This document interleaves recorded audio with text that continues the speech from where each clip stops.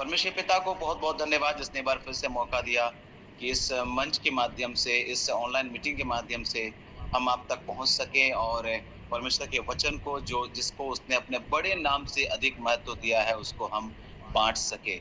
जितने भी आप सब पहली बार हो या बार-बार आप जुड़ते आए हो, मैं आप सभी लोगों को तहे दिल से शुक्रिया अदा करता हूँ कि आप इस ऑनलाइन मीटिंग में जुड़ने के द्वारा हमें उत्साहित करते हैं और अपने उस विश्वास का प्रमाण भी आप देते हैं। आज सही में इस माध्यम का इस्तेमाल कितना गलत हो रहा है। आप देखिए रिचार्ज भी बड़ा बढ़ा दिया गया है ना?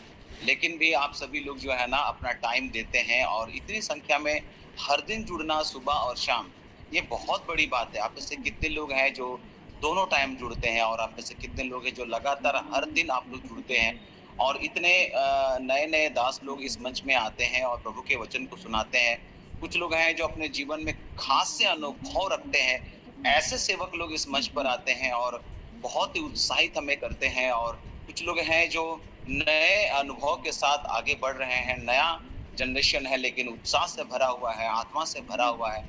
तो हर प्रकार के लोग इस मंच पर आते हैं। आप में से भी कई लोगों ने इस मंच में होकर के प्रभु के वचन की सेवा दी। आराधना में भी आप लोगों ने अगुवाई की और आज एक अच्छी आराधना हम लोगों ने आज सिस्टर खुशी के द्वारा से हम लोगों ने अगुवाई को प्राप्त किया। मैं सिस्टर को बहुतायत के साथ आशीष देता हूँ। परमेश्वर उनको और आशीष करे और उनके जीवन में जो चुनौती है, जो संघर्ष है, परमेश्वर उनको इससे पार करे। सही में हमारे लिए हर दिन एक नया दिन होता है और हर दिन एक अनजान दिन होता है। हर दिन एक चुनौतीपूर्ण दिन होता है। हर दिन मेरे प्रियो उस दिन को समझने का दिन होता है। बाइबल में लिखा है कि हे परमेश्वर मुझे दिन गिनने की समझ दे कि मैं बुद्धिमान हो जाऊं। दिन गिनने की क्या दे? समझ दे कि मैं क्या हो जाऊं? बुद्धिमान हो जाऊं। हाँ मेरे प्रियो, हमारा इस संसार में गिने हुए दिन है। हमारे महीनों की गिनती जो है वो परमेश्वर के हाथों में है। इसलिए आप सभी लोगों से मैं कहना चाहूंगा कि आप किसी भी बात को लेकर के बहुत ज्यादा चिंतित मत होइए। हाँ, हर दिन हमारे लिए एक अनजान दिन है। हर दिन हमारे लिए एक चुनौतीपूर्ण दिन है। हर दिन एक निर्णय लेने का दिन होता है। हर दिन एक समर्पण का दिन होता है मेरे प्रियो। हर दिन मैं कहूँगा कि उस दिन को समझने का दिन होता है। दिन को समझिए और अपने आत्मिक स्तर को हर दिन ऊँचा कीजिए। हर दिन जो आप इस प्रार्थना में जुड़े हुए लोग हैं, मैं आप सभी लोगों को उत्साहित करता हूँ, अपने आत्मिक स्तर को हर दिन ऊँचा कीजिए। और आपको किस-किस क्षेत्र में अपने आत्मिक स्तर को ऊँचा करना है? पहली बात, पवित्रता के लिए। पवित्रता के लिए, क्योंकि बिना पवित्रता कोई कदापि प्रभु को ना देख पाएगा। आज इस बात के साथ खेल किया जा रहा है मेरे प्रियो।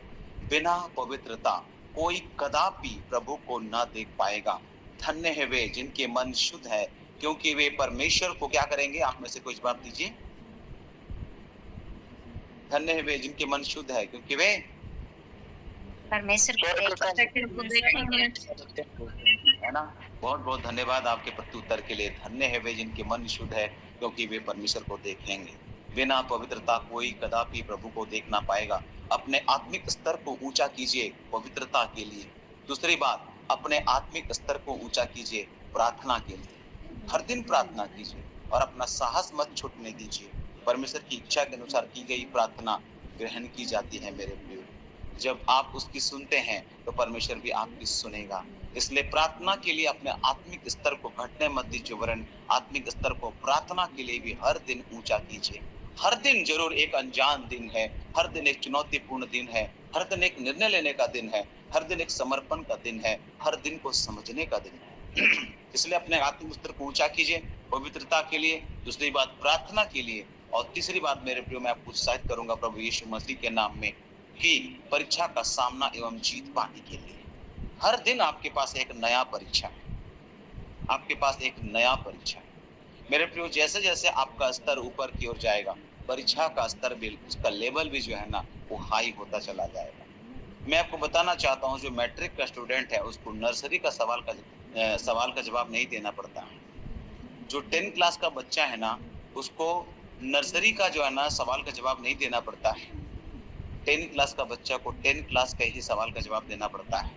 इसलिए जितना जितना आप आत्मिक स्तर में ऊंचा होते चले जाएंगे, आपका जो है परीक्षा का जो लेवल है वो हाई होता चला जाएगा। फिर आप बोलोगे कि बाप रे बाप, इतना प्रार्थना करने से भी इतना ऐसा प्रॉब्लम आ रहा है। क्योंकि आपका लेवल बढ़ गया है, आपका लेवल बढ़ गया है, इसलिए आपकी परीक्षा का लेवल भी बढ़ेगा। इस बात को याद रखिएगा। अपने जिंदगी के तजुर्बों से और सेवकाई के अनुभवों से इस बात को मैंने देखा, सुना और कितने लोगों से हर दिन मिलता जुलता हूँ सेवकाई में। उन तमाम बातों के बाद इस नतीजे पर मैं पहुंचा हूँ कि सही में जब हम आत्मिक जीवन में आगे बढ़ते हैं तो हमारा जो है परीक्षा का लेवल भी आगे बढ़ता चला जाए, ऊपर होता चला जाता है। इसलिए इस बात से कभी भी घबराइए मत कि ये क्या मेरे साथ बीत रही है, क्योंकि पहले तो ऐसा नहीं था, लेकिन अब जो है नया-नया किस्म का समस्या आ रहा है। इससे आप जान लीजिएगा कि आपका जो है ना स्पिरिचुअल लेवल ऊँचा हो गया है। इसीलिए परीक्षा का लेवल भी जो है ना थोड़ा-सा ऊँचा हो रहा है। घबराने की ज़रूरत नहीं। आपको अपने आत्मिक स्तर को ऊँचा करना है, परीक्षा का सामना एवं जीत पाने के लिए। हालेलुया! प्रभु के नाम की स्तुति हो। आपको अपने आत्मिक स्तर को ऊँचा करना पड़ेगा मेरे प्रियो, शैतान को हराने के लिए। क्योंकि हमारा मल्लयुद्ध किसी इंसान से, मनुष्य से, किसी शरीर से नहीं है। हमारा मल्लयुद्ध जो है शैतान और उसके लोगों के साथ है। और इसलिए बाइबल बताती है प्रभु में और उसकी शक्ति के प्रभाव में बलवंत बनो। हर दिन आपको बलवंत होते चले जाना है। हर दिन आपको आत्मिक जीवन में और आगे बढ़ने की आवश्यकता है। शैतान को हराने के लिए अपने आत्मिक स्तर को और ऊंचा कीजिए मेरे प्रिय, और ऊंचा कीजिए। मैं आपको उत्साहित करूंगा प्रभु यीशु मसीह के नाम में साक्षी देने के लिए, गवाही देने के लिए अपने आत्मिक स्तर को और ऊंचा कीजिए। गवाही देने के लिए हर दिन एक अनजान दिन है, हर दिन एक चुनौतीपूर्ण दिन है, एक निर्णय का दिन है, समर्पण का दिन है, समझने का दिन है। और इस दिन में आपके अपने आत्मिक स्तर को ऊंचा उठाना है, पवित्रता के लिए, प्रार्थना के लिए, परीक्षा का सामने में जीत पाने के लिए, शैतान को हराने के लिए और गवाही देने। छठवीं बात मेरे प्रिय, वचन को सीखने के लिए हर दिन सीखते रहिए। और कोई भी आपको सिखा सकता है। छोटे बच्चे तक भी कई बार जो बोलेंगे तो हो सकता है परमेश्वर का आत्मा उनके द्वारा भी हमें सिखाए। पता है कई बार परमेश्वर हमारे जीवन में जानवरों के द्वारा से भी जो है ना काम करता है ना। कई बार उनके द्वारा से भी हमको सीख मिलती है। परमेश्वर ने कई बार पशु को इस्तेमाल किया। बिलाम के समय में परमेश्वर बिलाम को बता दिया अपनी इच्छा, उसको समझ में नहीं आया। जानवर को इस्तेमाल कर रहा है परमेश्वर। देखिए जानवर बोलने लग गया बिलाम के समय, फिर भी बिलाम की खोपड़ी में कुछ समझ में नहीं आ रहा है। भैया जानवर कैसे मनुष्य की भाषा बोल सकता है? अगर वो बोल रहा है इसका मतलब कुछ तो बात है, कुछ तो यहाँ पर हो रहा है। उसको उस समय भी परमेश्वर की बात समझ में नहीं आई। आज हम में से कितने लोग हैं जिनको घोड़े और खच्चर के समान लगाम और रस्सी की जरूरत पड़ रही है? हम मनुष्य हैं, वचन काफी है, उसका एक वचन काफी है। वचन को सीखने में अपने आत्मिक स्तर को ऊंचा कीजिए। वचन को सीखने के लिए हर दिन वचन सीखिए, हर दिन वचन को मनन कीजिए। हर दिन आप 3 टाइम का खाना खाते हैं, एक टाइम का भी खाना अगर मिस हो गया ना तो याद आता है अरे सुबह का ब्रेकफास्ट मिस हो गया, अरे लंच मेरा मिस हो गया, अरे रात का डिनर मेरा मिस हो गया। आपको तुरंत याद आ जाता है। आप अपने शरीर के लिए कितने अच्छे अच्छे भोजन को है ग्रहण कर रहे हैं, लेकिन कभी आत्मा के बारे में सोचिए। आप उसको भी अच्छा अच्छा भोजन चाहिए। आपका आत्मा का आहार क्या है? परमेश्वर का वचन। मनुष्य केवल रोटी से नहीं, लेकिन हर एक वचन जो मनुष्य के मुख से निकलता है उससे वो जीवित रहेगा। परमेश्वर अपने वचन की महत्व को हमारे सामने में रखा है। इसलिए मैं आप सभी लोगों को उत्साहित करूंगा मेरे प्रियो कि बाइबल को जरूर पढ़िए। बाइबल को अपने जीवन के लिए एक ऐसा बोलेंगे एक आदत में शुमार कर लीजिए। ये अच्छी आदत है, ये बहुत अच्छी आदत है बाइबल पढ़ना। तो वचन को सीखने के लिए आपको अपने आत्मिक स्तर को ऊंचा करना पड़ेगा। और सातवीं बात मैं आपको उत्साहित करूंगा और प्रभु यीशु मसीह के नाम से कहूंगा कि दूसरों को वचन सुनाने और सिखाने के लिए भी अपने आत्मिक स्तर को और ऊंचा कीजिए। न केवल आप सीखते रहिए, परंतु दूसरों को वचन सुनाने और सिखाने के लिए आप अपने आत्मिक स्तर को ऊंचा करते चले जाइए। मैं एक बार फिर से उत्साहित करूंगा प्रभु यीशु मसीह के नाम। ये बहुत साधारण सी बात प्रतीत हो रही है आप में से कई लोगों को, है ना। हम लोग कभी कभी भेदपूर्ण बातों को सीखते सीखते सीखते जो बेसिक चीज है कहीं ना कहीं वहां हम जो है ना मार खा रहे हैं और बेसिक चीज को हम नजरअंदाज कर दे रहे हैं कई बार। मैं प्रभु यीशु मसीह के नाम से आपसे कहना चाहता हूँ कि हाँ, हर दिन एक अनजान दिन होता है। हमें नहीं पता कि आज क्या होने वाला है। चुनौतीपूर्ण है, निर्णय लेने का दिन है, समर्पण का दिन है, समझने का दिन है। इसलिए अपने आत्मिक स्तर को ऊंचा कीजिए। नंबर 1 पवित्रता के लिए, नंबर 2 प्रार्थना के लिए, नंबर 3 परीक्षा का सामना में जीत पाने के लिए, नंबर 4 शैतान को हराने के लिए, साक्षी देने के लिए, नंबर 5, नंबर 6 वचन को सीखने के लिए और नंबर 7 दूसरों को वचन सुनाने और सिखाने के लिए। कई बार मैं कोशिश करता हूँ कि या तो 3 बात बोलूँ या तो 7 बात बोलूँ, क्योंकि ये दोनों पूर्णता को बताता है। 3 पूर्णता है और 7 संपूर्णता है। मैं कोशिश करता हूँ। मेरे प्रियो, मैं आपको उत्साहित करूँगा, आज एक बार फिर से मैं आपको उत्साहित करूँगा इफिसियों की पत्री से 3 अध्याय उसका 17 से लेकर के 19 पद, मेहरबानी करके अगर किसी को भी बाइबल का ये संदर्भ मिलता है, ऊँची आवाज़ में, स्पष्ट आवाज़ में इसको पढ़ने में हमारी सहायता करें। इफिसियों की पत्री 3 अध्याय उसका 17, 18, 19। जी।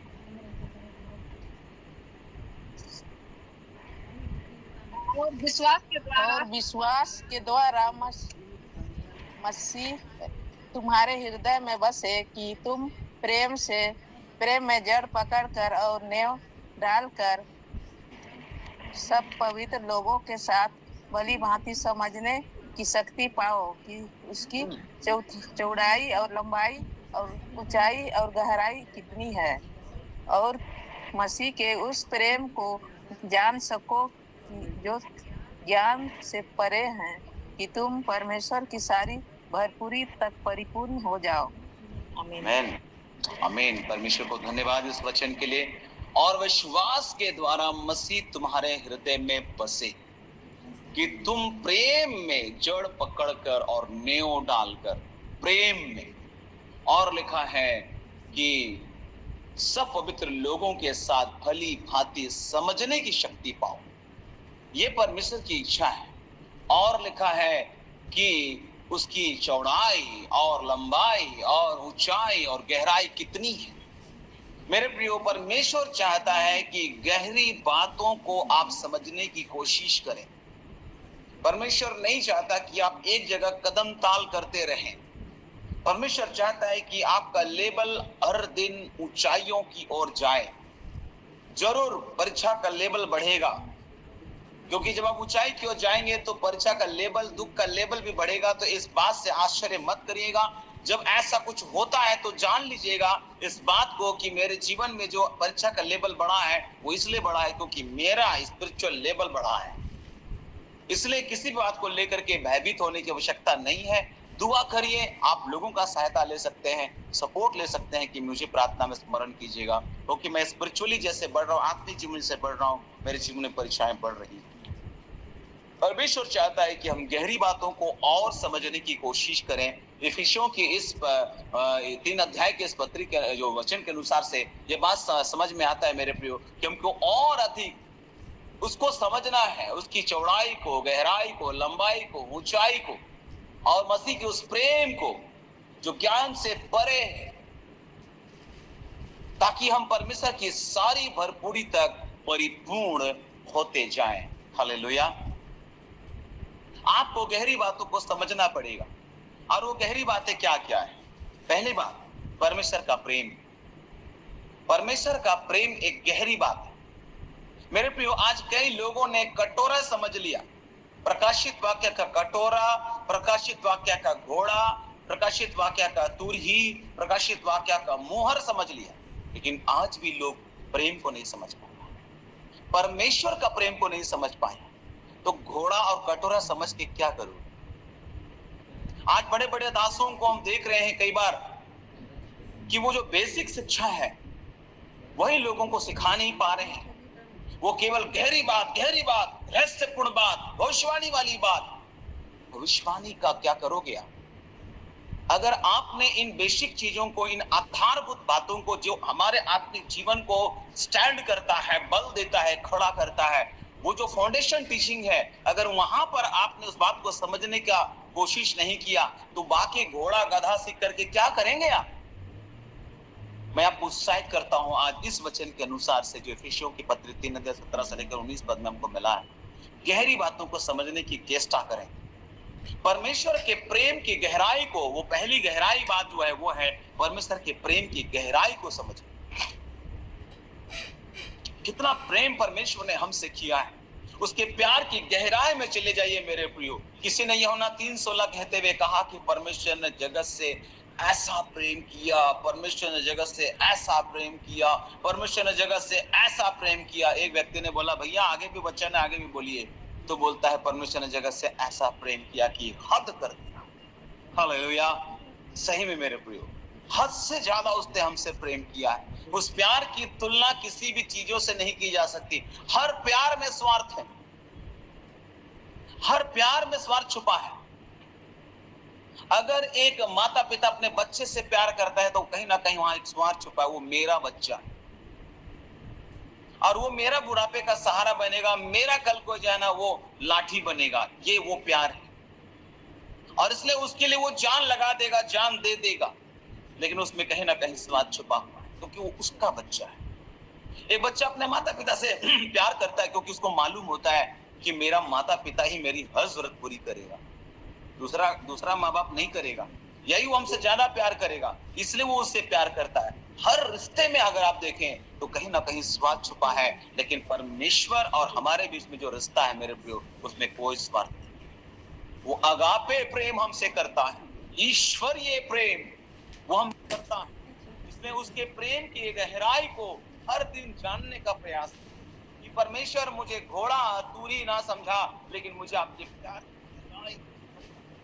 आपके मृत्युंजय की सामर्थ्य, आपके उस दुखों के मर्म को मैं पौलुस के समान समझना चाहता हूँ। आज के लोग होते प्रभु मुझे प्रकाशित वाक्य समझा दीजिए, प्रभु मुझे दानियल का पुस्तक समझा दीजिए, प्रभु मुझे भेदपूर्ण बात समझना चाहिए। भेदपूर्ण समझने से पहले समझ लीजिए आपको परमेश्वर के प्रेम,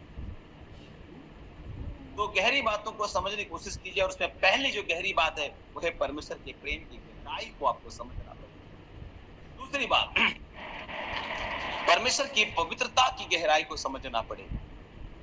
जानते हैं परमेश्वर का सबसे महत्तम गुण है पवित्रता।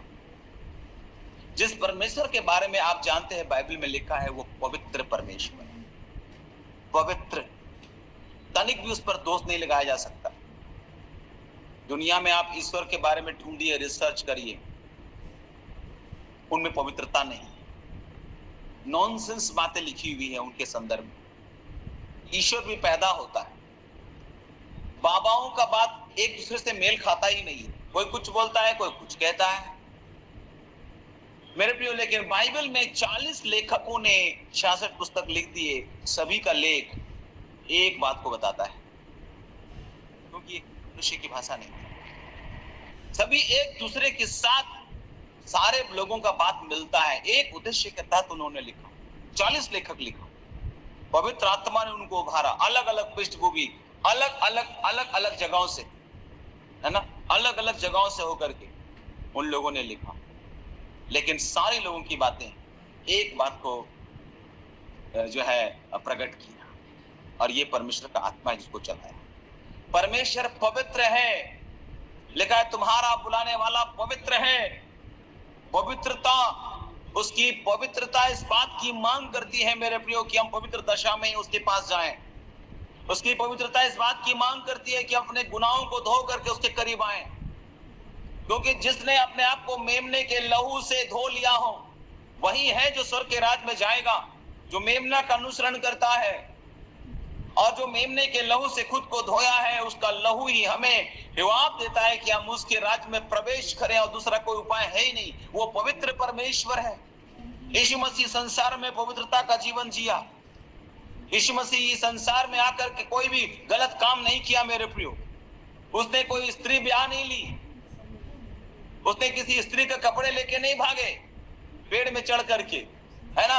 उसने अपनी पत्नी को त्याग नहीं दिया क्योंकि उसके पास पत्नी नहीं था मेरे पे। वो खुद दूल्हा बन करके आया और उसने हम और आपको आत्मिक कृत्य से दुल्हन माना है। और लिखा है कि दुल्हन को भी पवित्रता के साथ खुद को सजाना बहुत जरूरी है। अगर दुल्हन तैयार नहीं है तो हम दूल्हे के साथ उठाए जाने में हमारे लिए मुश्किल हो जाएगा मेरे प्रिय। दुल्हन को अपने आप को पवित्रता और धार्मिकता से सजा गया वस्त्र से तैयार होना जरूरी है।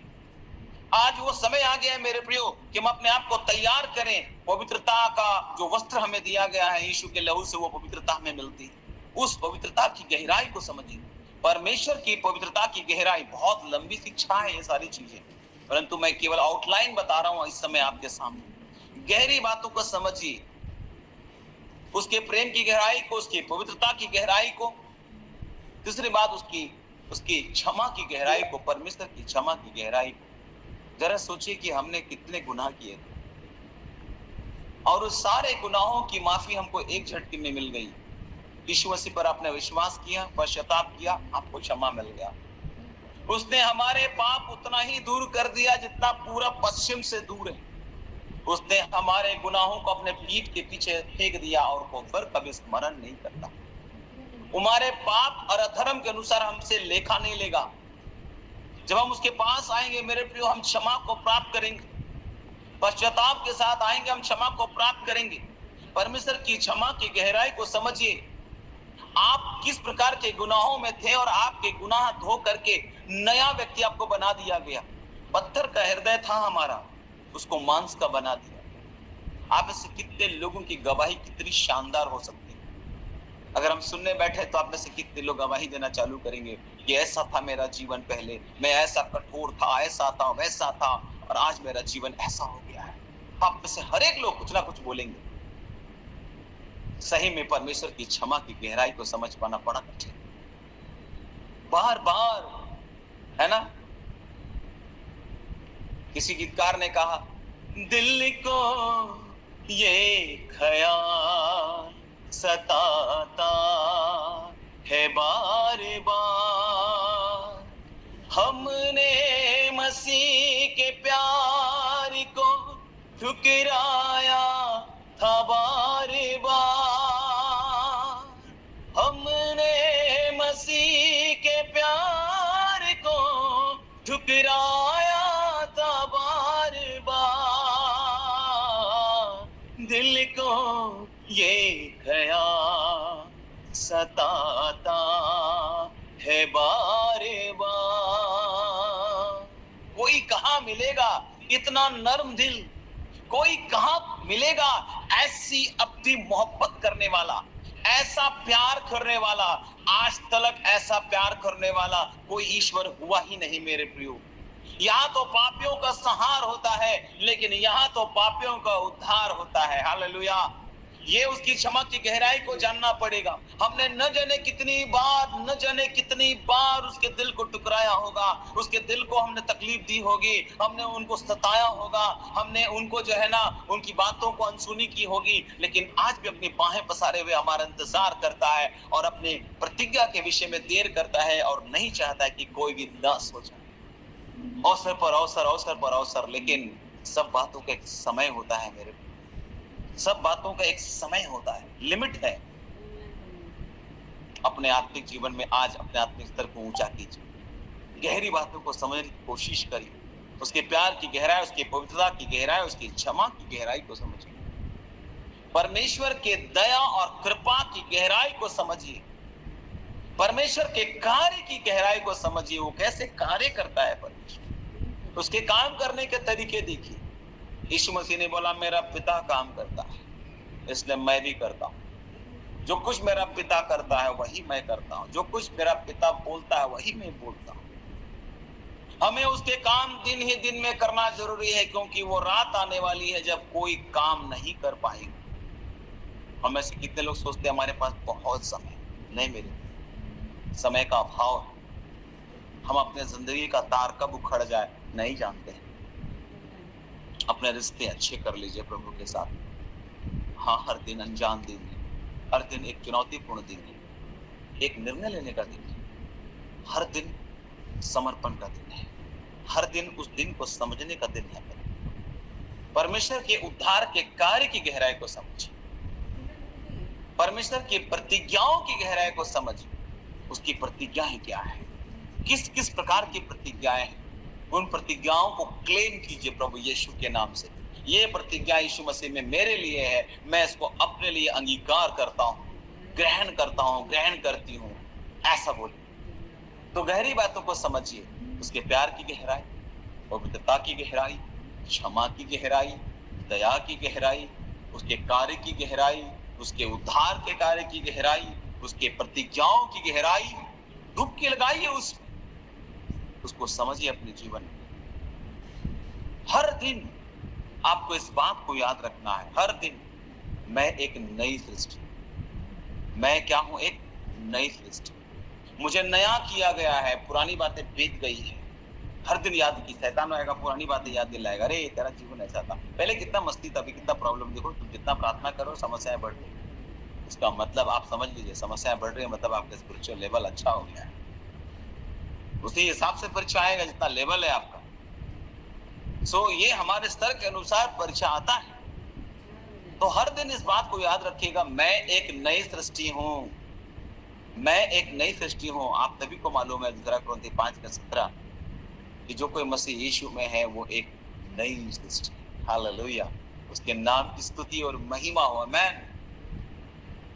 हर दिन मेरे प्रियो आप इस बात को याद रखिएगा कि मुझे नई करुणा मिली है ना। इस वचन को कितनी बार हम लोग बोलते हैं, है ना। हम मिट नहीं गए उसकी महाकरुणा का क्या है फल। आइए इस वचन को पढ़ लेते हैं, विलाप गीत 3 अध्याय उसका 23 पद। विलाप गीत 3 अध्याय उसका 23 पद जी।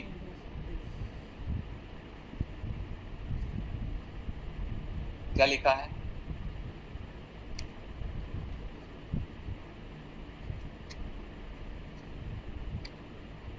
पढ़िए, किसी को मिल जाएगा, पढ़िए प्लीज सर। 3 का 23।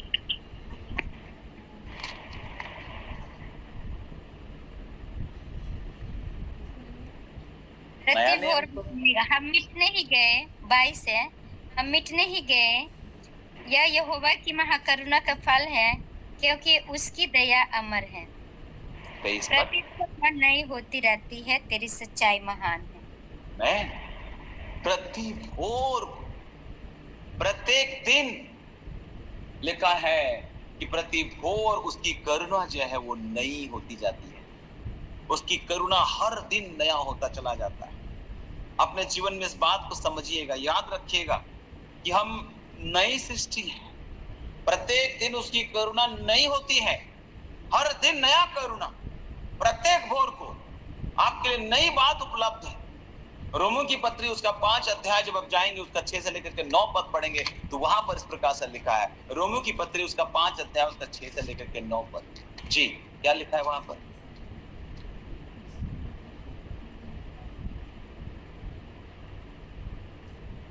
रोमियो 5 6 से लेकर 9। जब हम निर्बल ही थे तो मसीह ठीक समय पर भक्तिहीनों के लिए मरा।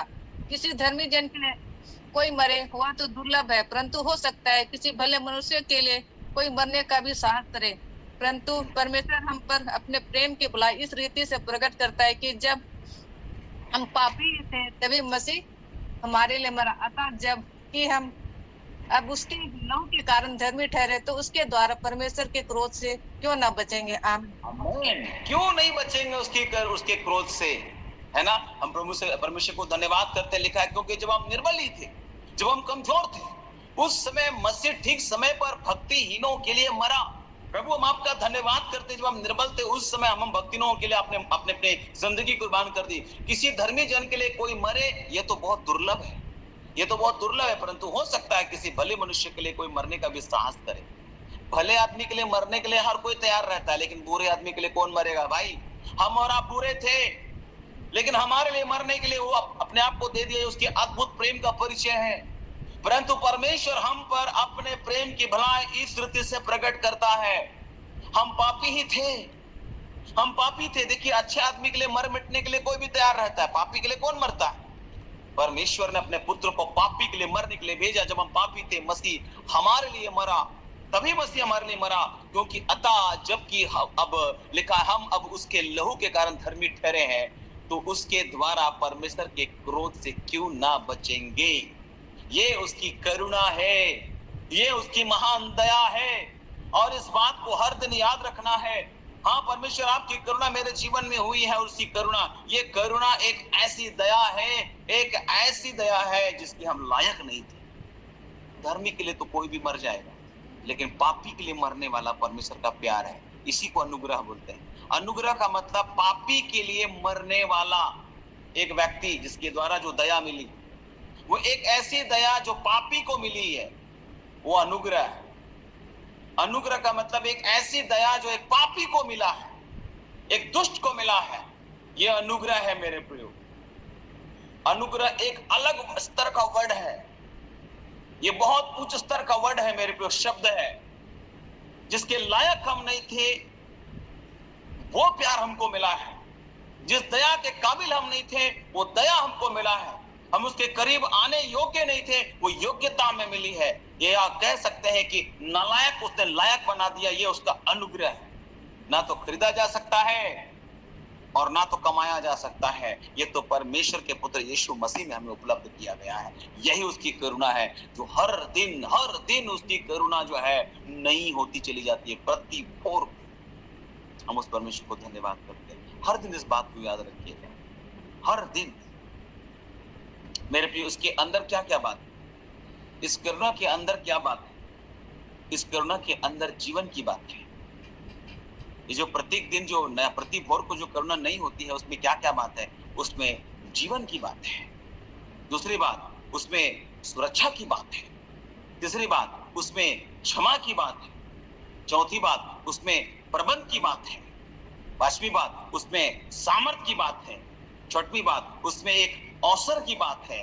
सातवीं बात, उसमें एक मार्गदर्शन की बात है। हालेलुया, वाह क्या बात है ना? क्या बात है, उसकी करुणा में क्या बात है मेरे प्रियो।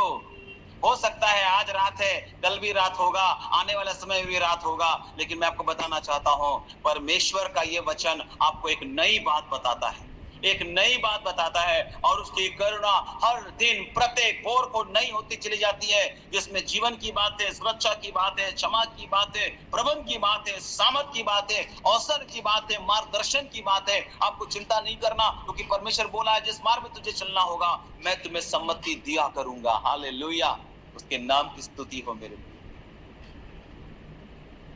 जानते हैं, आपको इस बात को याद रखना है, आपको एक नई आत्मा मिली है, आपको एक नई आत्मा मिली है।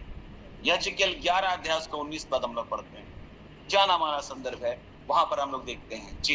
यहेजकेल 11 अध्याय। इन बातों को याद रखने के लिए आपको बोल रहा हूं। हर दिन एक अनजान दिन है, लेकिन इस बातों को हर दिन याद रखिएगा जी। 11:19। मैं उनका हृदय एक कर दूंगा और उनके भीतर नई आत्मा उत्पन्न करूंगा और उनके देह में से पत्थर का सा हृदय निकालकर उन्हें मांस का हृदय दूंगा। आमीन। यहेजकेल में लिखा हुआ वचन है। संदर्भ को भी कभी याद किया कीजिएगा कि कहाँ लिखा होगा है। बाइबल को भी याद कीजिएगा, है ना? ठीक है, वचन को अपने हृदय में इतना ठूस लीजिए ना कि आपको कई बार बाइबल पकड़ने की जरूरत नहीं पड़े, है ना? इतना याद करिएगा, ठीक है। सो आपको उत्साहित करूंगा कि यहेजकेल 11:19 में लिखा हुआ है कि मैं उनका हृदय एक कर दूंगा, और लिखा है उनके भीतर नई आत्मा उत्पन्न करूंगा। आपको नई आत्मा मिली है, आप एक नई सृष्टि हैं, आपको नई करुणा मिली है, आपको नई आत्मा मिली है।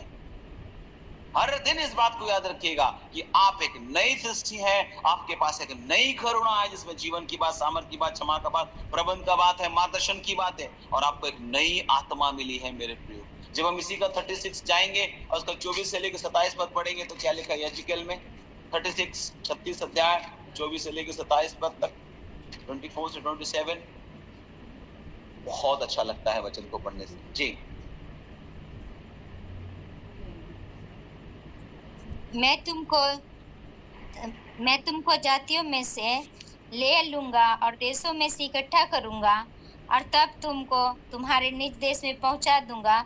मैं तुम पर शुद्ध जल छिड़कूंगा और तुम शुद्ध हो जाओगे, और मैं तुमको तुम्हारी सारी अशुद्धता और मूर्तों से शुद्ध करूंगा। मैं तुमको नया मन दूंगा और तुम्हारे भीतर नई आत्मा उत्पन्न करूंगा, और तुम्हारे देह में से पत्थर का हृदय निकाल कर तुमको मांस का हृदय दूंगा। मैं अपना आत्मा तुम्हारे भीतर देकर ऐसा करूंगा कि तुम मेरी विधियों पर चलोगे और मेरे नियमों को मानकर उनके अनुसार करोगे। ये आत्मा इसलिए दिया गया है कि हम परमेश्वर की आज्ञा के अनुसार चलें। मेरे प्रियो, यहाँ पर भी हम उसी वचन को देखते हैं। हर दिन आपको याद रखना है, आप एक नई सृष्टि हैं, आपको एक नई करुणा मिलती है, और आपको नई आत्मा मिली है। और वो कैसी है? वो आत्मा पवित्र है, वो आत्मा नम्र है, वो आत्मा आज्ञाकारी है, वो आत्मा क्षमा करने वाली है, वो आत्मा मिलनसार है, वो आत्मा धीरजवंत है, वो आत्मा सहनशील है। जो आत्मा आपके पास है, क्या ये खूबी है उसमें? अगर कोई लोग दावा कर रहे हैं पवित्र आत्मा मेरे अंदर मिल गया, हमको एक आत्मा मिल गया है, तो क्या वो पवित्र है, नम्र है, आज्ञाकारी है, क्षमा करता है, मिलनसार है? आजकल के लोग क्रोध से भरे हुए और बोलते हैं आत्मा मेरे ऊपर में है। अरे आत्मा आएगा तो क्रोध खत्म हो जाएगा, आत्मा आएगा तो एक व्यक्ति नम्र हो जाएगा, आत्मा आएगा एक व्यक्ति मृदुभाषी हो जाएगा, आत्मा आएगा एक आदमी धीरजवंत हो जाएगा, आत्मा आएगा तो मिलनसार हो जाएगा, आत्मा आएगा तो वो परमेश्वर के नियमों का पालन करेगा, आत्मा आएगा तो फलों से भर जाएगा वो। आज लोग इसकी उसकी कर रहे हैं, कौन सा आत्मा से भरा है मालूम नहीं, पता नहीं कैसे दावा कर रहे हैं लोग आत्मा से भरे हुए हैं। ये आत्मा नहीं है मेरे प्रियो। जब पवित्र आत्मा आएगा तो एक व्यक्ति पवित्र जीवन जिएगा, पवित्र करेगा। सबसे पहली बात, नम्र करेगा उसको, आज्ञाकारी बनाएगा उसको, क्षमा करने वाला बनाएगा उसको, मिलनसार बना देगा उसको, धीरजवंत बना देगा उसको, सहनशील बना देगा। जो आत्मा आपके पास है, क्या ये खूबी उसमें है? हर दिन आपको इस बात को जानना है, आपको एक नई आत्मा मिली है, नई आत्मा और नया हृदय। यजकेल में ही 18 का 31 पढ़ते हैं, चलिए 18 का 31। यजकेल में बहुत जगह नया नया आत्मा, नया मन, सब कुछ लिखा हुआ है। 18 का 31। अपने फिर अपराधों को जो तुमने किए हैं दूर करो, अपना मन और अपनी आत्मा बदल डालो। आमीन, है ना? अपने सब अपराधों को जो तुमने किए हैं दूर करो, अपना मन और अपनी आत्मा को बदल डालो। अपने मन को और आत्मा को क्या करो? बदल डालो। ईश्वर चाहता है कि आपका हृदय नया किया जाए, आपका हृदय नया हो। तो हर दिन अपने हृदय को नया करने की जरूरत है। इस बात को जानिए कि मेरा हृदय एक नया हृदय है। प्रभु मेरे हृदय को नया कर दिया है। आपको एक नया हृदय की जरूरत है और आपको आपके हृदय को वरन यीशु मसीह के द्वारा नया किया गया है ना? आप इस बात को भूल मत जाइए कि आप जैसे मत्ती 26:28 पर एक और नई बात बता रहे हैं, एक नई बात, हर दिन के लिए एक नई बात। मत्ती 26:28 जी। क्योंकि यह वाचा का मेरा वह लहू है जो बहुतों के लिए पापों की क्षमा के निमित्त बहाया जाता है। आमीन। ये लहू है, ये वाचा का वो लहू है जो बहुतों के पापों की क्षमा के लिए क्या किया गया है? बहाया गया है ना? परमेश्वर ने अपने पुत्र यीशु मसीह का पवित्र लहू हमारे पापों की क्षमा हेतु दी है। और उस दिन जब वो कोठरी पर था, उसने इस बात को अपने चेलों को कहा, ये वाचा का मेरा वो लहू है जो बहुतों के लिए पापों की क्षमा के निमित्त बहाया जाता है। इसका मतलब है कि जब हम उसको नए नियम में पौलुस उसको ऐसा बोलता है कि उसका जो लहू कटोरा जब लिया था प्रभु भोज में, उसने बोला ये मेरे लहू में नई वाचा, यीशु मसीह ने कहा था। उसका लहू एक नई वाचा को स्थापित किया इस पृथ्वी पर। जिस दिन यीशु मसीह ने क्रूस पर अपनी जान दी मेरे प्रियो, उसी दिन एक नई वाचा की शुरुआत हो गई। नई वाचा एक उत्तम वाचा है क्योंकि इसका मध्यस्थ यीशु मसीह है। अब इस वाचा के अंतर्गत मेरे प्रियो हमको बार बार लहू बहाने की जरूरत नहीं है। अब इस वाचा के अंतर्गत मेरे प्रियो अब लेवी गोत्र ही केवल याजक नहीं बन सकता, हम सभी लोगों को याजकीय सेवकाई दे दी गई है। अब इस नई वाचा के अंतर्गत मेरे प्रियो अब हम होम बलि, मेल बलि, बलि, दोष बलि, इन सारी बातों से मुक्त होकर के यीशु मसीह में सारे बलिदान को पूर्ण होते हुए हम लोग पाते हैं। अब इस नए बलिदान के अनुसार अब हमको यरूशलेम जाने की जरूरत नहीं है। जहां 2 या 3 लोग मेरे नाम से जमा होंगे, प्रभु कहता है वहां मैं होता हूं। अब इस नई वाचा के अंतर्गत मेरे प्रियो अब हम सब लोग जो है ना, हम लोग जो है ना निज पदधारी लोग हैं। हम लोग यहाँ पर हम लोग सारे लोगों को यह अथॉरिटी है, अधिकार है कि हम यीशु मसीह के नाम के द्वारा चंगाई, छुटकारा, दुष्ट आत्मा को निकालना इत्यादि सारी चीजें हम लोग कर सकते हैं। हम सभी लोगों को यह आदर पद दिया गया है। इस नई वाचा के अंतर्गत ना तो कोई स्त्री है ना तो कोई पुरुष है, ये भेद खत्म हो गया है। इस नई वाचा के अंतर्गत मेरे प्रियो जातिवाद खत्म हो गया है। इस नई वाचा के अंतर्गत रंग भेद खत्म हो गया है। इस नई वाचा के अंतर्गत कोई दीवार नहीं रहा मेरे प्रियो, सारे दीवार तोड़ दी गई है। इस नई वाचा का मतलब है जोड़ जोड़ जोड़ जोड़ प्लस मेल और मेल। धन्य है वे जो मेल कराते हैं क्योंकि वे परमेश्वर के पुत्र कहलाएंगे, और जो मेल कराते हैं वो शैतान के बच्चे हैं।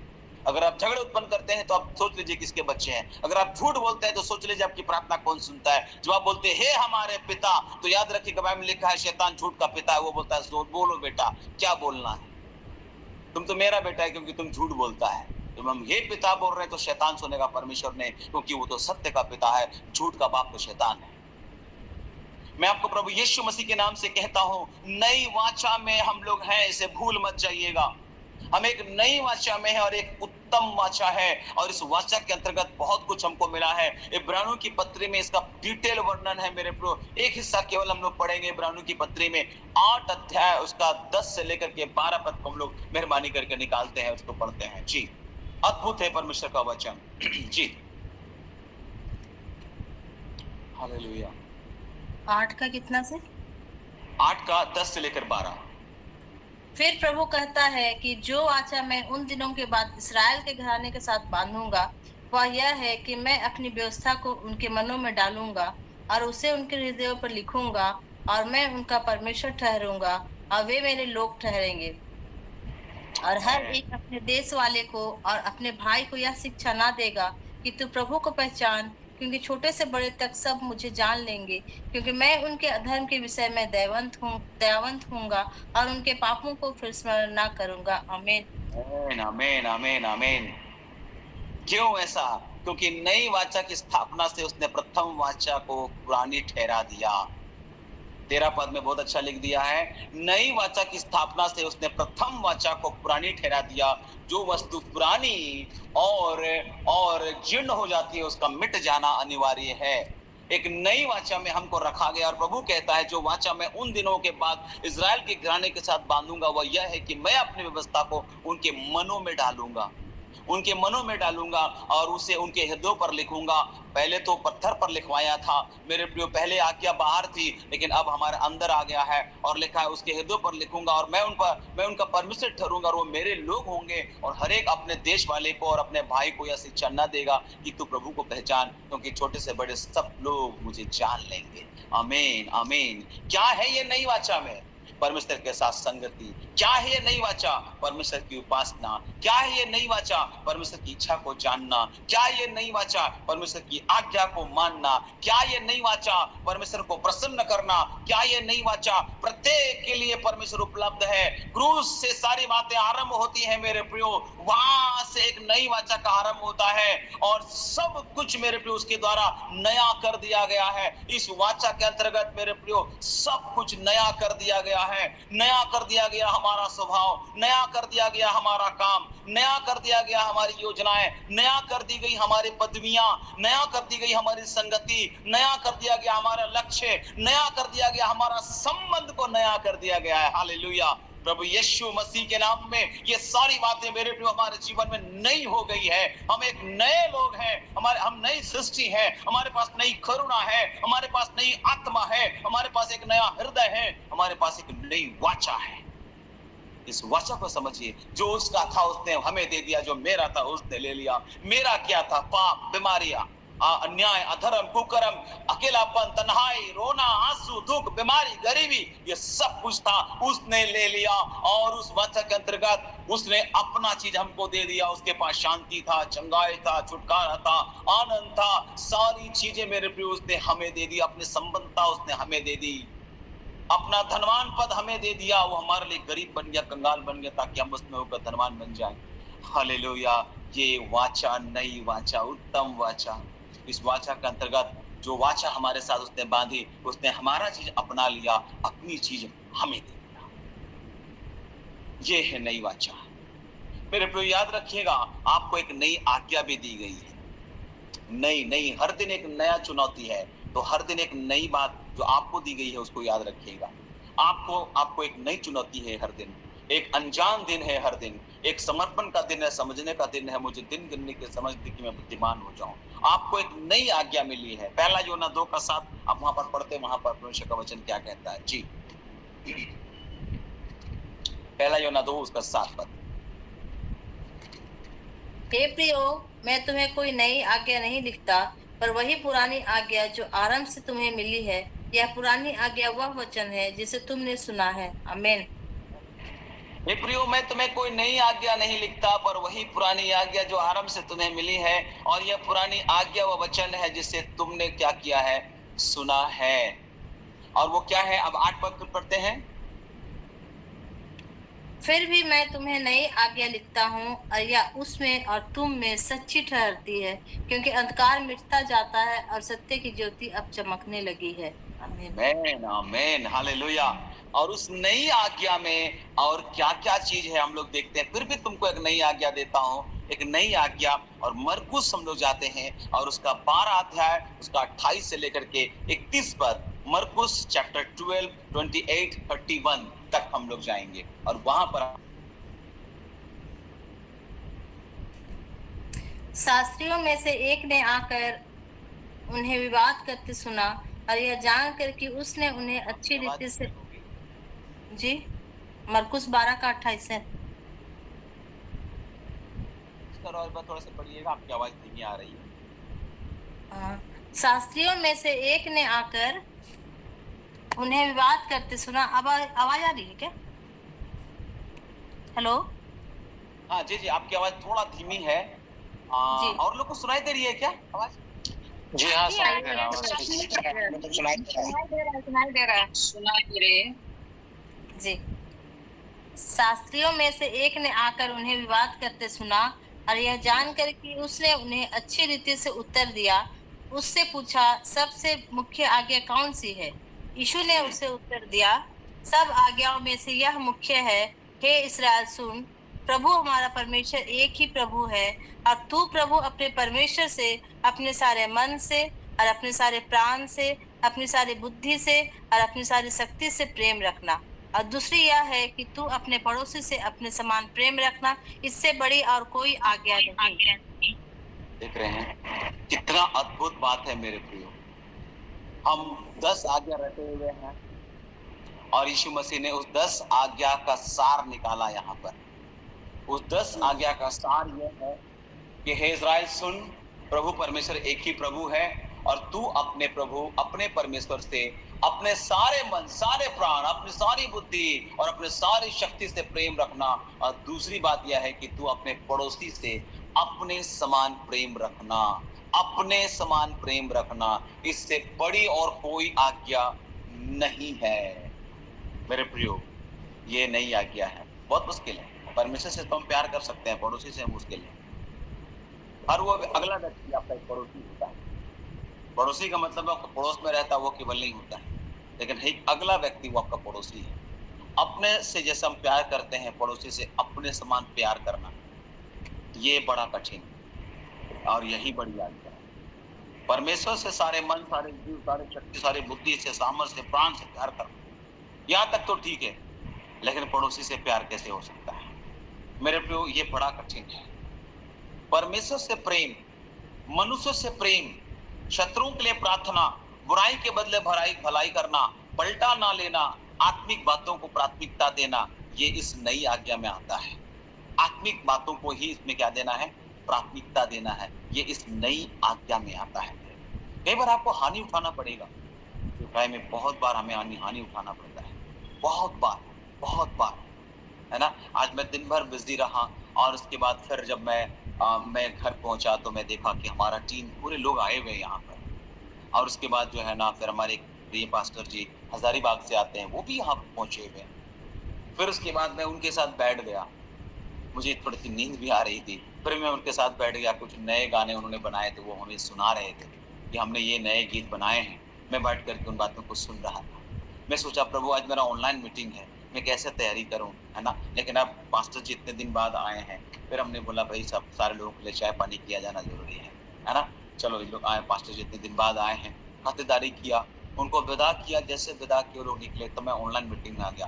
5 मिनट की मैंने प्रार्थना की और मैंने परमेश्वर से पूछा कि परमेश्वर मुझे क्या बोलना है। तब ये बात मेरे सामने आया, एक नई बात बताओ जो बाइबल में है, नई सृष्टि, नई करुणा, नई आत्मा, नया हृदय, नई वाचा और नई आज्ञा, है ना।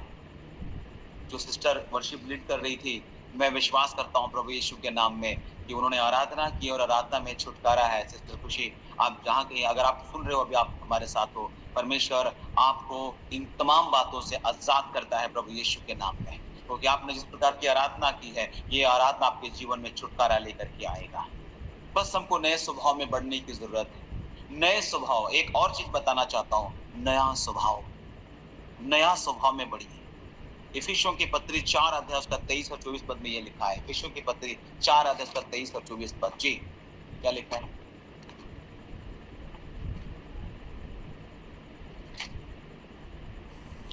और अपने मन के आत्मिक स्वभाव में नए बनते जाओ और नए मनुष्यों को पहन लो जो परमेश्वर के अनुरूप सत्य की धार्मिकता और पवित्रता में सृजा गया है। आमीन। परमेश्वर मांग कर रहा है, परमेश्वर यहाँ मांग कर रहा है कि मन के आत्मिक स्वभाव में नए बनते जाओ। कंटिन्यू, हर दिन नया बनते चले जाना है। हर दिन ये प्रोसेस चलना चाहिए। प्रभु आज कहाँ पर मैं पुराना हूँ, उस पुराने को हटाइए प्रभु, नया बना दीजिए। हर दिन नया, हर दिन। हम लोग कभी इस पूरा साल बीतने के बाद 31st नाइट को हम लोग बोलते हैं प्रभु इस वर्ष सबको नया कर दीजिए, नया सब कुछ कर दीजिए। मैं आपको बताना चाहता हूँ हर दिन का ये प्रक्रिया है। हर दिन, केवल 31st नाइट में आप निर्णय मत लीजिएगा। 31st नाइट में जो परमेश्वर वचन मिला उसी को सब कुछ मत मान लीजिएगा। हर दिन परमेश्वर से वचन मांगिए, हर दिन परमेश्वर से बल मांगिए, हर दिन परमेश्वर को बोलिए कि प्रभु आपने बोला है कि अपने मन के आत्मिक स्वभाव में नए बनते जाओ, नए बनते जाओ, नए मनुष्यत्व को पहन लो जो परमेश्वर के अनुरूप सत्य की धार्मिकता और पवित्रता में क्या किया गया है, सृजा गया है। परमेश्वर चाहता है कि आप नए होते चले जाएं। अपने बीते हुए पल के लिए हर दिन धन्यवाद दीजिए, अपने नए दिन के लिए हर दिन प्रार्थना करिए और पीछे मत देखिए मेरे प्रियो कि पीछे क्या हुआ है। बीती हुई घटनाओं को स्मरण मत करिए, पुरानी सोच लेकर के नए दिन में प्रवेश मत करिए और पुराने वस्त्र का पैबंद को नए वस्त्र में मत लगाइए। नया दाखरस पुराने मटके में मत रखिएगा, नहीं तो वो मटके फूट जाएगी। मेरे प्रियो, सृष्टि और नई सृष्टि का भेद को समझिए, सृष्टि और नई सृष्टि का भेद को समझिए। मेरे प्रियो, बाइबल में हम लोग उत्पत्ति 1:3 में देखते हैं कि परमेश्वर ने कहा उजियाला हो, परमेश्वर ने कहा उजियाला हो। परमेश्वर उजियाला का परमेश्वर है। मेरे प्रियो, ये उजाला का मतलब उद्धार और नया जीवन से है। ये उजाला का मतलब उद्धार और नया जीवन से है। उत्पत्ति 1 अध्याय के उसके 6 से लेकर के आगे पढ़िएगा तो परमेश्वर ने वहां अंतर बनाया। क्या अंतर बनाया, जरा इसको देख लेते हैं। आप लोग सभी जानते हैं, संडे स्कूल से पढ़ रहे हैं इसको, कोई नया बात नहीं है, लेकिन ये अंतर क्या होता है देखिए वहां पर क्या चीज का अंतर बनाया गया। 1 अध्याय उसका 6 से लेकर के 8 पद, उत्पत्ति जी। फिर परमेश्वर ने कहा जल के बीच एक ऐसा अंतर हो कि जल 2 भाग हो जाए। तब परमेश्वर ने एक अंतर बनाकर उसके नीचे के जल और उसके ऊपर के जल को अलग अलग किया और वैसा ही हो गया। और परमेश्वर ने उस अंतर को आकाश कहा तथा सांझ हुई, फिर भोर हुआ। इस प्रकार दूसरा दिन हो गया। आमीन। है ना, कितना अद्भुत परमेश्वर है मेरे प्रियो। उसने अंतर किया, अलग किया। अलगाव बहुत जरूरी है, ऊपर और नीचे का अलगाव बहुत जरूरी है। कोई कुछ लोग होता है कि ऊपर वाला से नीचे वाला को मिला दे रहा है ना। मैं आपको बताना चाहता हूँ अलगाव, 2 कुरिन्थी में लिखा है विश्वासी का अविश्वासी के साथ कोई मेल जोल नहीं होना चाहिए। परमेश्वर को अलगाव चाहिए। अब्राहम को बोला निकलो यहाँ से कुछ नहीं होने वाला है, यहाँ से निकलो, आपको एक नया व्यक्ति बनना पड़ेगा। अंतर चाहिए, अलग होना जरूरी है, तभी सृष्टि का रूप बदलता चला गया। मेरे यहाँ से हम लोग देखते हैं पहले उजाला होता है, फिर उसने एक अंतर को बनाया। जल के बीच एक ऐसा अंतर कि जल 2 भाग हो गया, ऊपर अलग नीचे अलग। मेरे प्रियो, आपको बताना चाहे कभी कभी कुछ संबंधों को हम एक कर देते हैं। संसार और परमेश्वर के साथ हम लोग कई बातों को मिला देते हैं। इधर भी चलेगा उधर भी चलेगा, है ना, प्रार्थना भी चलेगा और दूसरा कुछ भी चलेगा। अन्य भाषा का 2 रूप हो जाता है कई बार। चर्च के अंदर वाला अन्य भाषा अलग होता है, बाहर वाला अन्य भाषा कुछ अलग होता है ना। परमेश्वर चाहता है कि आप इस भेद को समझिए, सृष्टि और नई सृष्टि का भेद को समझिए। उजियाला का मतलब उद्धार और नया जीवन से है, वो अंतर का मतलब एक अलगाव से है। परमेश्वर अलगाव मांगता है, परमेश्वर को अलगाव चाहिए। आपको पुराने जीवन से निकलना पड़ेगा, आपको पुराने पापों को छोड़ना पड़ेगा, आपको पुराने हर चीजों को छोड़ना पड़ेगा जो परमेश्वर आपसे अपेक्षा करता है। बीती हुई घटनाओं को स्मरण मत करो, पिछली बातों को पीछे पलट कर मत देखो। लूका 9:62 में लिखा है पीछे मत देखो, आगे देखो। आपको सदोम और अमोरा को देखने की जरूरत है जहां से आप निकल गए हैं। आपकी पुराना जीवन सदोम और अमोरा का जीवन है, वहां से निकलो। पीछे पलटोगे तो लूत की पत्नी को याद रखना। बाइबल में लिखा है लूत की पत्नी को स्मरण करना, पौलुस ने कहा है। लूत की पत्नी बहुत खूबसूरत थी, क्या हम याद करते रहे हैं उसको? नहीं मेरे प्रिय, ये एक वार्निंग है, एक चुनौती है। आपको नहीं देखना है, आपको पीछे पलट कर नहीं देखना है। हल पर हाथ रखने के बाद जो पीछे पलट कर देखता है वो मेरे योग्य नहीं है। आपको सृष्टि और नई सृष्टि का भेद को समझना पड़ेगा। उजियाला उद्धार और नया जीवन है, अंतर का मतलब अलगाव से है। और परमेश्वर ने उसके बाद क्या किया, जब हम 9 से आगे पढ़ेंगे तो लिखा है फिर परमेश्वर ने क्या किया जी, 9 पद से आगे।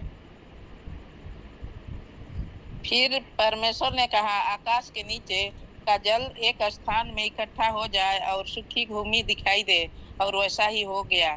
परमेश्वर ने सूखी भूमि को पृथ्वी कहा तथा जो जल इकट्ठा हुआ उसको उसने समुद्र कहा, और परमेश्वर ने देखा कि अच्छा है। फिर परमेश्वर ने कहा, पृथ्वी से हरी घास तथा बीज वाले छोटे छोटे पेड़ और फलदायी वृक्ष भी, जिनके बीज उन्हीं में से एक एक के जाति के अनुसार है, पृथ्वी पर उगे, और वैसा ही हो गया।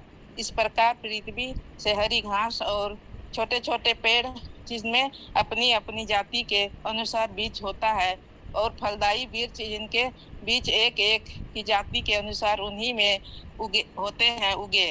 और परमेश्वर ने देखा कि अच्छा है, तथा सांझ हुई, फिर भोर हुआ। इस प्रकार तीसरा दिन हो गया। Man praise the Lord. यहाँ पर हम देखते हैं कि परमेश्वर वनस्पतियों को उगा रहा है और उनको वो आशीष दे रहा है और कह रहा है कि अपनी ही जाति के अनुसार वो पृथ्वी पर उगे। आम का पेड़ आम, कटहल का पेड़ कटहल, सेव का पेड़ सेव, अपनी ही जाति के अनुसार वो उगे।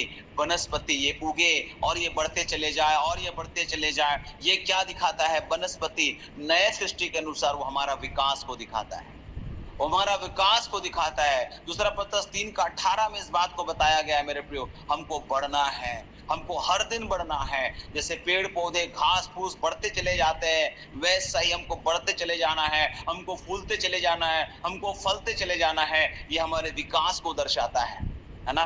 सृष्टि में उजियाला उद्धार और नया जीवन है। ये जो अंतर है वो अलगाव को दिखाता है, और ये जो वनस्पति है वो हमारे विकास को दर्शाता है।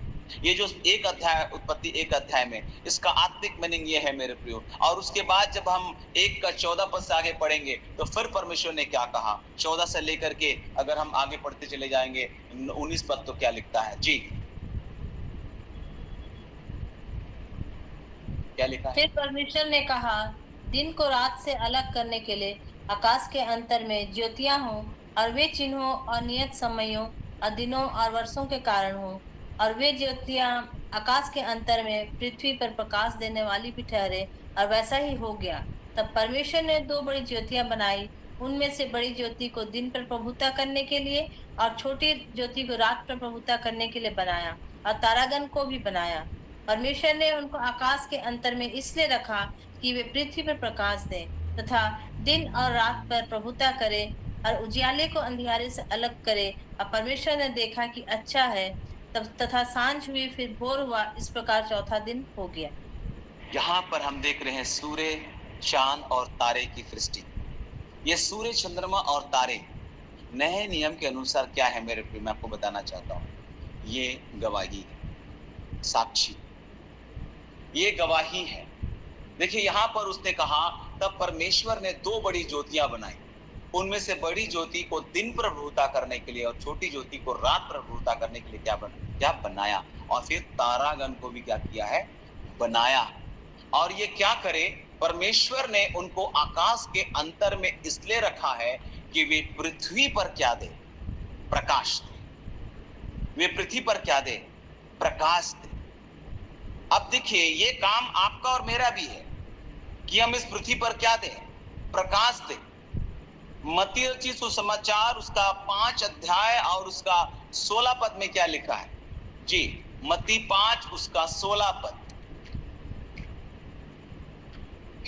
उसी प्रकार तुम्हारा उजियाला मनुष्यों के सामने चमके कि वे तुम्हारे भले कामों को देखकर तुम्हारे पिता की जो स्वर्ग में बड़ाई करे। आमीन। उसी प्रकार सूर्य और चंद्रमा जैसे दिन में और रात में उजाला दे रहा है, मैं आपको बताना चाहता हूं उसी प्रकार आपका उजाला भी, आपके पास भी एक उजाला है, और उस प्रकाश को, उस उजाले को मनुष्य के सामने चमकाना है, ताकि वे तुम्हारे भले कामों को देखकर तुम्हारे पिता की जो स्वर्ग में वो बड़ाई करे। यानी आपको एक गवाह बनना है, आपको एक साक्षी बनना है। आप एक सूर्य, चंद्रमा और तारे के समान है।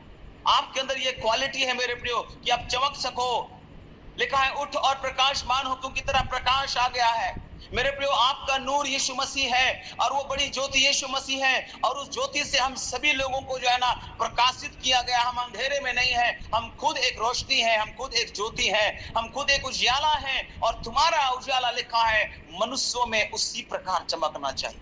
ये गवाही है मेरे प्रियो, ये गवाही है। हालेलुया। आपको गवाही देना है।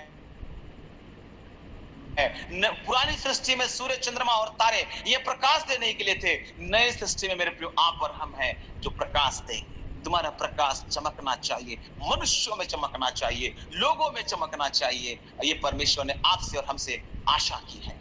हालेलुया। ये सृष्टि का भेद है मेरे प्रियो, ये सृष्टि का भेद है। उसके बाद परमेश्वर ने मनुष्य को बना दिया। एक अध्याय में अगर उसका हम 24 पद से आगे पढ़ेंगे तो परमेश्वर यहाँ पर निर्णय ले रहा है। फिर परमेश्वर क्या किया, लिखा है परमेश्वर ने, मैं समय के को बचाने के लिए पढ़ रहा हूँ। फिर परमेश्वर ने कहा कि पृथ्वी से एक एक जाति के जीवित प्राणी अर्थात घरेलू पशु, रेंगने वाले जंतु, पृथ्वी के वन पशु जाति जाति के अनुसार उत्पन्न हो, और वैसा ही हो गया। इस प्रकार परमेश्वर ने पृथ्वी की जाति जाति के वन पशुओं को और जाति जाति के घरेलू पशुओं को और जाति जाति के भूमि पर सब रेंगने वाले जंतुओं को बनाया। परमेश्वर ने देखा कि अच्छा है। फिर परमेश्वर ने कहा हम मनुष्य को यानी पिता, पुत्र और पवित्र आत्मा मनुष्य को, लिखा है अपने डिसाइड करके बोलता है, मीटिंग करके बोलता है, अपने स्वरूप के अनुसार अपनी समानतम बनाए, और वे समुद्र की मछलियों, आकाश के पक्षियों, घरेलू पशुओं, सारी पृथ्वी पर सब रेंगने वाले जंतु पर जो पृथ्वी पर है रेंगते हैं अधिकार रखे।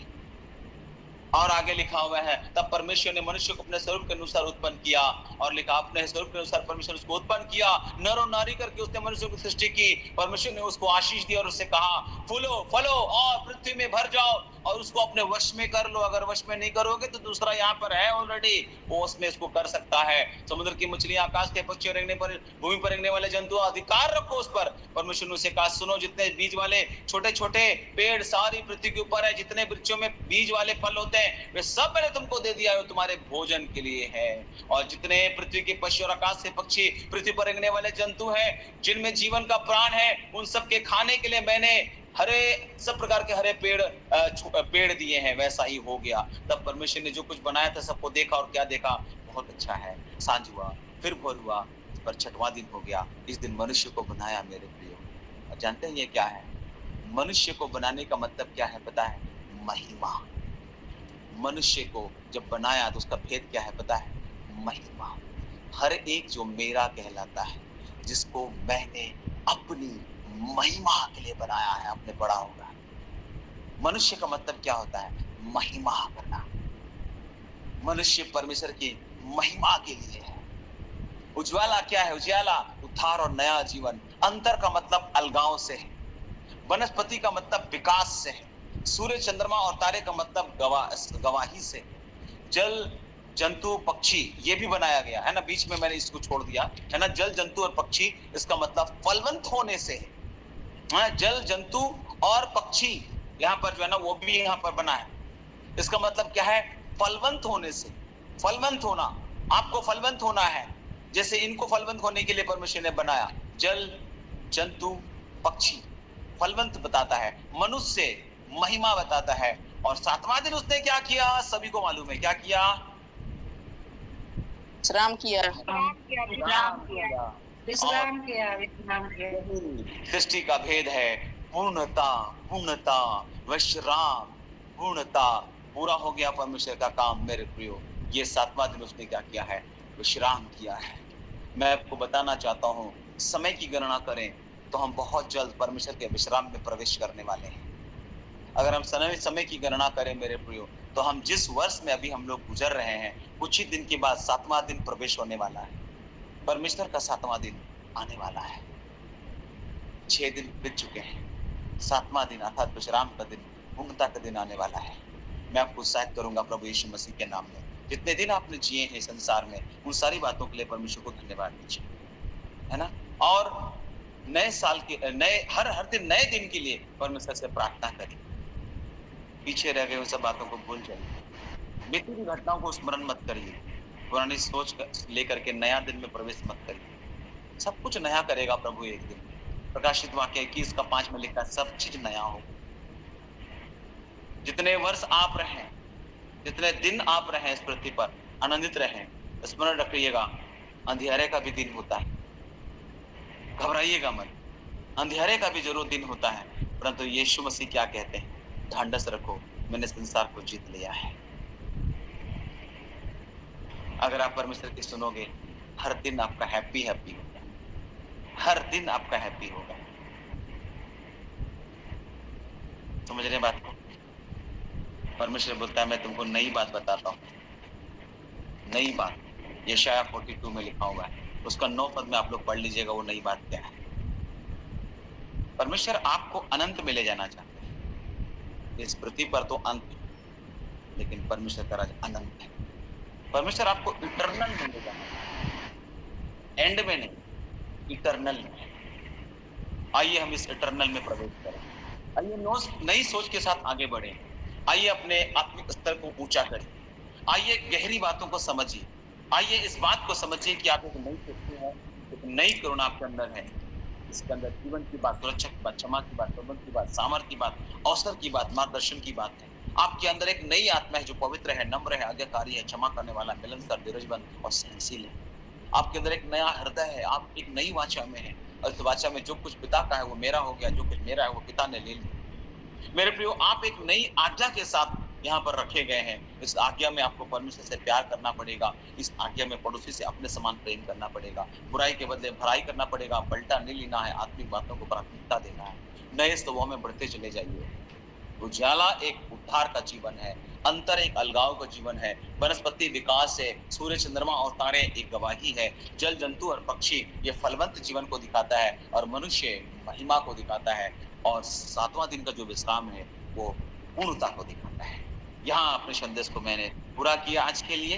प्रभु ने चाहते बार फिर से इसी माध्यम से आपसे हमारी मुलाकात होगी। आशा करते हैं कि आप लोग आज के संदेश से उत्साहित हुए होंगे। अपने उत्साह को घटने मत दीजिए, आइए हम प्रभु में और आगे बढ़े। परमेश्वर का अनुग्रह, शांति, प्रेम, दया, सुरक्षा और अगुवाई आप सभी लोगों को सदैव प्राप्त हो। परमेश्वर आप लोगों को आशीष प्रदान करे। बाकी समय भाई मध्यस के हाथ में सौंपता हूँ। आप सबको मेरा मसीह नमस्कार, जय मसीह की, प्रेज द लॉर्ड। जय मसीह की, जय मसीह की।